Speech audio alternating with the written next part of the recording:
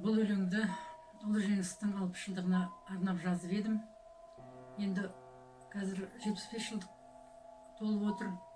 Ұлы жеңіске соған байланысты жастарға естелік болсын деп осы арнау өлеңімді оқығалы отырмын.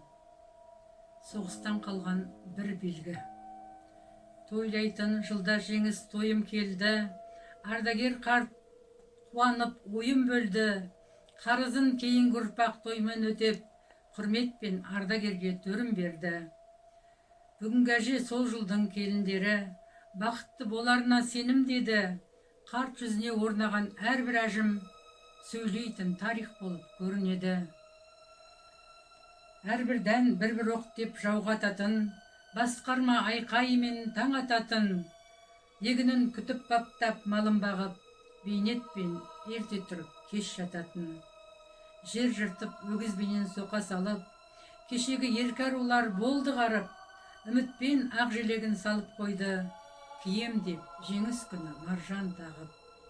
Күн түсті қария мен жас балаға, қатықсыз қара көже ас бола ма?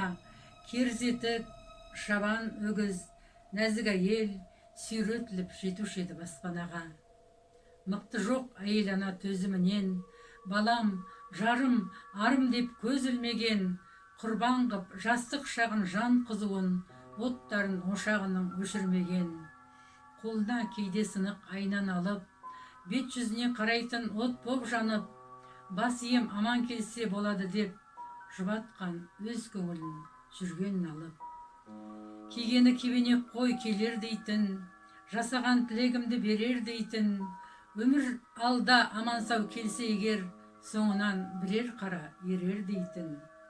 Қуанды ері аман келгеніне, тілегін жаратқанның бергеніне, сұм соғыстың зардабы із қалдырып, соңынан бірер қара ермеді де.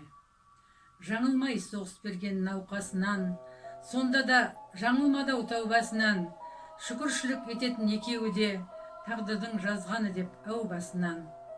Жеткізді бар туыстың балаларын, ешкімде дей алмайды алаладың, келеді сол жандарды көрген сайын, жүрегіме орап ап аялағым.